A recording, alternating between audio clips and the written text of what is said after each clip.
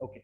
So आता मला तुम्ही काय करा, आणि मी तुम्हाला मराठी ट्रिक सांगितली. कुठलंही क्रियापद घ्या, त्या क्रियापदाला ताती ते लावा, तर ते ऑटोमॅटिकली फॅक्ट बनतं. आता मी तुमची थोडी हळूहळू प्रॅक्टिस घेणार आहे. डोंट वरी. जर तुम्हाला थोडंसं हे वाटत असेल तर मला सांगा लगेच. नसेल समजलं काय झालं, मला फक्त तुमच्याकडनं थोड्या बेसिक गोष्टी आता हे करायच्यात. तुम्हाला पहिली गोष्ट मला सांगा, क्रियापद कळलं मराठीमध्ये कुठले कुठले क्रियापद असतात? मला तुम्ही सांगू शकता उदाहरण एखाद्या क्रियापदाचे मराठीमधले जिथं आपण ऍक्शन दाखवतो? खातो, पितो, नाही नाही, पळतो. ते ते ते तर मी सिंपल प्रेझेंट टेन्सला तो ताती ते लावून झालं. पण असं नॉर्मली सांगा ना, म्हणजे खाणे पिणे. सी मी तुम्हाला सांगतो, तुम्हाला अजून एक मराठी ट्रिक सांगतो.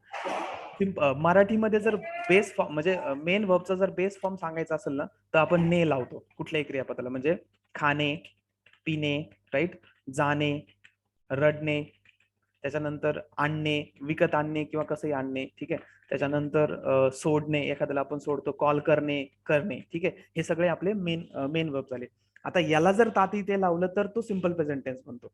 पण हे जे ने लावलेत ना आपण, हे थोडक्यात लक्षात घ्या की बेस फॉर्म आहे. मी तुम्हाला सांगितलं होतं ही ट्रिक आहे की ती जरी फनी असली तरी असू द्या, पण ती काम करते, ठीक आहे. तर हे बेस फॉर्म झाले त्याचे. म्हणजे जेव्हा आपण ने लावतो कुठल्याही क्रियापदाला, तेव्हा तो त्याचा बेस फॉर्म झाला, लक्षात ठेवा. कुठल्या त्या मराठीतल्या टेन्स. आता मला सांगा, तुम्ही काय करा, तुम्ही आता तुमचं स्वतः एखादं सेंटेन्स, म्हणजे सेंटेन्स म्हणण्यापेक्षा एखादं क्रियापद घ्या आणि त्याला ताती ते लावून तुम्ही सांगा, तुम्हाला वाटतं का मी जे तुम्हाला सांगितलं की फॅक्ट, मी तुम्हाला काय सांगितलं होतं, कुठल्याही क्रियापदाला जर आपण ताती ते लावलं तर ती फॅक्ट बनते, ताती ते तो. सो तुम्हाला असं वाटतं का की ही फॅक्ट झाली, आणि तुम्ही असं एखादं एक्झाम्पल मला द्या जेणेकरून तुम्हाला असं फील होतं की अरे हा ही फॅक्ट आहे बरं का. तुम्ही सायन्सचं एखादं एक्झाम्पल देऊ शकता, तुमचं डेली ऍक्टिव्हिटीज एक्झाम्पल देऊ शकता, कुठलंही एक्झाम्पल देऊ शकता तुम्हाला जे वाटते. पण ते तुम्हाला फील झालं पाहिजे की हा सर तुम्ही जे सांगितले ना, ताती ते लावलं की फॅक्ट दिसते किंवा फॅक्ट सारखं साऊंड करतं हे सेंटेन्स, असं सेंटेन्स मला सांगा जे तुम्हाला पण वाटतं की अरे हा ही फॅक्ट आहे, जर जी सरांनी शिकवली. एक्झाम्पल कुठलंही एक्झाम्पल तुम्ही देऊ शकता. मी दर शनिवारी गावाला जातो. जातो, एक्झॅक्टली. जाणे हे क्रियापद आहे, बरोबर. जाणे हे क्रियापद आहे, त्याला आपण तो लावलं. म्हणजे याचा अर्थ मी जे तुम्हाला ट्रिक शिकवली ती 100% काम करते. आणि ती त्याच्यावर, आता तुम्ही सांगा, आता बघा, आता दर शनिवारी ही डेली ऍक्शन तर नाहीये. आता कसं असतं माहिती, फॅक्ट जे असतात ना, फॅक्ट ह्या जरुरी नाहीये की ह्या दररोज घडल्या पाहिजे. फॅक्ट कधी कधी महिन्यातनं पण घडतात, म्हणजे दर महिन्याला घडतात, दर वीकला पण घडू शकतात, किंवा दर वर्षाला, दरवर्षी पण घडू शकतात, राईट. जसं फॉर एक्झाम्पल, एक एक्झाम्पल, आपण वर्षातनं एकदा दिवाळी साजरी करतो. करणे हे जे क्रियापद आहे त्याला आपण ताती ते लावतो. आपण दरवर्षी एकदा किंवा वर्षातनं एकदा दिवाळी साजरी करतो. म्हणजे याचा अर्थ फॅक्ट नेसेसरी नाहीये की ती डेलीच घडली पाहिजे. फॅक्ट ही डेली पण घटू शकते, डेली पण असू शकते, मंथली असू शकते, वीकली असू शकते, वर्षातनं एकदा असू शकते, बट ती फॅक्ट असते. आणि त्याला सुद्धा तुम्ही फॅक्ट म्हणू शकता. 2 वर्षात एकदा असते, 10 वर्षातनं एकदा असते. आपण म्हणतो ना की दर 10 वर्षातनं एकदा तरी सुनामी येतो. येण्याची जी क्रिया आहे त्याला आपण ताती ते लावलं. दर 10 वर्षांनी समजा माझ्या घरी एक पाहुणा येतो, येण्याची जी क्रिया आहे येणे, त्याला आपण ताती ते लावलं. म्हणजे ती फॅक्ट सारखी साऊंड करते. मग असे जे शब्द आहेत, डोळे झाकून जेव्हा जेव्हा तुम्हाला असं, तुम्ही कुठले, फक्त एवढं लक्षात ठेवायचं की कुठल्याही क्रियापदाला लगेच इमिजिएटली जर हे शब्द लागलेले असतील, तर जाणे पिणे खाणे जर ते लागलेले असेल तर डोळे बंद करून सिंपल प्रेझेंट टेन्स. आता तुम्ही जे सांगितलं मला की मी दर शनिवारी गावी जातो, आता त्यातलं हे दर शनिवारी हे एक्स्ट्रा वर्ड झाले, किंवा गावी जातो, फक्त मी जातो असं सुद्धा म्हणू शकता. जर तुम्हाला एक्स्ट्रा सांगायचं असेल तर तुम्ही ते दर शनिवारी वगैरे लावू शकता. आता फॉर एक्झाम्पल आपण एवढंच म्हणू, मी गावी जातो, ठीक आहे. आता ही तुम्हाला मी सांगितलं की तुमच्या आता हे लक्षात आलं असेल की यार सरांनी सांगितलं होतं की कुठली क्रिया आहे त्याला ताती ते लागलं की तो सिंपल प्रेझेंट टेन्स असतो. आता याच्यावरनं तुम्हाला हे तर कळलं की हा आता सिंपल प्रेझेंट टेन्स आहे. आता सपोज कन्सिडर करा याला आपल्याला इंग्लिशमध्ये बोलायचं, ठीक आहे. याच्यावरनं तुम्हाला कळलं की हा सिंपल प्रेझेंट टेन्स आहे कारण ताती त्याला. मग काय करायचं, मी तुम्हाला मगाशी वरती काय सांगितलं होतं की दोनच गोष्टी तुम्हाला लक्षात ठेवायच्या टेन्सेस मध्ये, एक त्याचं युजेस आणि दुसरं त्याचं स्ट्रक्चर. युजेस आणि स्ट्रक्चर. सो मी इथं लिहिलं होतं कुठेतरी, हा, तुम्हाला युजेस म्हणजे तेच की बाबा हे कधी वापरायचं, ठीक आहे. युजेस, हा इथं लिहिलं, युजेस आणि स्ट्रक्चर. युजेस म्हणजेच कधी वापरायचं, म्हणजेच तुम्हाला हे कळलंय की माझं जे सेंटेन्स आहे, सरांनी जी ट्रिक सांगितली ते सेंटेन्स सिंपल प्रेझेंट टेन्स मध्ये बसतंय, किंवा हे सिंपल प्रेझेंट टेन्सचं स्ट्रक्चर आहे. आता आपल्याला याला काय करायचं, इंग्लिशमध्ये बोलायचं, म्हणजे मला आता याला काय करावं लागेल, स्ट्रक्चर लावावं लागेल, राईट. स्ट्रक्चर लावावं लागेल. मग स्ट्रक्चर काय सांगतं, मी तुम्हाला शिकवलंय की स्ट्रक्चर मध्ये आधी सब्जेक्ट असतो, मीला आपण आय म्हणतो, प्रोनाउन लावतो, आपण काय नाव घेत नाही शक्यतो, आपण आय म्हणतो, बरोबर. आय, आणि इथं पुढं, आणि मी तुम्हाला सांगितलं होतं मराठीमध्ये क्रियापद हे शेवटी येतं, इंग्लिशमध्ये शेवटी येत नाही. इंग्लिशमध्ये म्हणजे क्रियापद म्हणजेच मेन वर्ब. इंग्लिशमध्ये कुठलंच मेन वर्ब कधी शेवटी येत नाही, लक्षात ठेवा.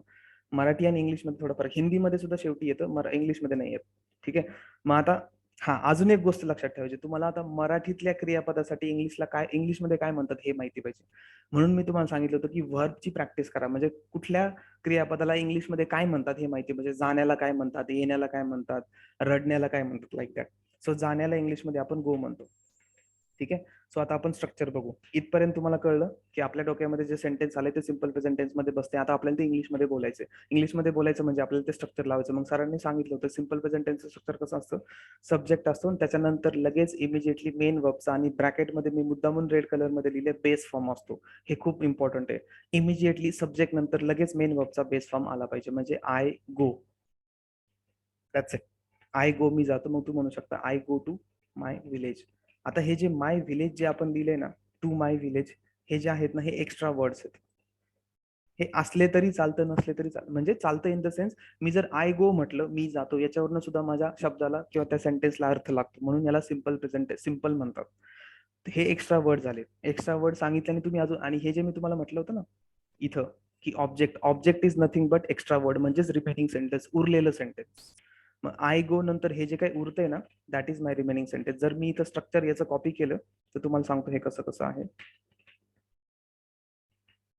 इथं बघा, थोडस अजून याला स्पेसिंग करतो म्हणजे लक्षात येईल तुम्हाला. आय सब्जेक्ट, गो मेन वर्बचा बेस फॉर्म, आणि हे सगळ्याचे सगळे उरलेले जे आहे ते सगळ्याचे सगळं ऑब्जेक्ट. म्हणजे subject subject main verb object, हे असलं तरी चालतं, नसलं तरी चालतं, तुमच्या याच्यावर आहे. म्हणजे ह्या दोन गोष्टी तुम्हाला आल्या की तुम्हाला इंग्लिश बोलता येईल. ह्या दोन गोष्टी म्हणजे युजेस म्हणजे कुठलं सेंटेन्स कधी वापरायचं, हे युजेस असं लक्षात ठेवा, किंवा ही जी मराठी ट्रिक सांगितली तसं लक्षात ठेवा. आणि त्याचं हे, आता याच्यामध्ये एक कंडिशन आहे, ही तुम्हाला लगेच शिकून टाकतो 2 मिनिटात. हे खूप महत्वाचं आहे. याच्यामध्ये एक कंडिशन आहे, जर तुमचा सब्जेक्ट म्हणजे तुम्ही जे इथं लावतायत आधी स्टार्टिंगला आय, ही, शी, इट किंवा एखाद्याचं नाव घेताय, जर तुमचा, मी तुम्हाला सांगितलं सब्जेक्ट हा ऑलवेज नाऊन प्रोनाउन असतो. तुम्हाला सब्जेक्ट कळलाय. मी तुम्हाला सांगितलं सब्जेक्ट म्हणजे जो ऍक्शन करत असतो त्या वाक्यामध्ये, तो इधर नाऊन असेल किंवा प्रोनाउन असेल. आपण इथं आय हे प्रोनाउन वापरले. ठीक आहे. जर तुमचा सब्जेक्ट थर्ड पर्सन असेल आणि त्याच्यासोबत सिंग्युलर पण असेल, हे नीट लक्षात घ्या, मी तुम्हाला उद्या पुन्हा शिकवेल. जर तुमचा सब्जेक्ट थर्ड पर्सन असेल आणि त्यासोबत सिंग्युलर पण असेल, तर आपण काय करतो, मेन वर्बच्या बेस फॉर्मला एस लावतो. तुम्हाला आठवतंय का, मी बेसिक इंग्लिश मध्ये सांगितलं होतं की मेन वर्बचे बेसिक 3 फॉर्म येतं, पण तसे 5 फॉर्म पडतात. त्याच्यामध्ये आयएनजी आणि एस तो आयएनजी जो फॉर्म असतो हा कंटिन्युअस टेन्स मध्ये युज करतात. मी काल तुम्हाला ट्रिक शिकवताना शिकवली. कंटिन्युअस टेन्स म्हणजे मेन वर्ब आयएनजी, आणि एस हा फक्त आणि फक्त सिंपल प्रेझेंट टेन्स मध्ये वापरला जातो. मग ही कंडिशन कधी, जर तुमचा सब्जेक्ट थर्ड पर्सन आणि सिंग्युलर असला. याच्यासाठी मी तुम्हाला त्या दिवशी पर्सन शिकवले होते, पर्सन आणि सिंग्युलर प्लुरल. जर तुमचा सब्जेक्ट थर्ड पर्सन सिंग्युलर असेल तर मेन वर्बला एस लावायचा. कसं लावायचं सांगतो. इथं मी आय वापरलं होतं, आयच्या ऐवजी मी फक्त ही वापरतो. ही जो सब्जेक्ट आहे हा थर्ड पर्सन आहे आणि त्यातल्या त्यात सिंग्युलर सुद्धा आहे.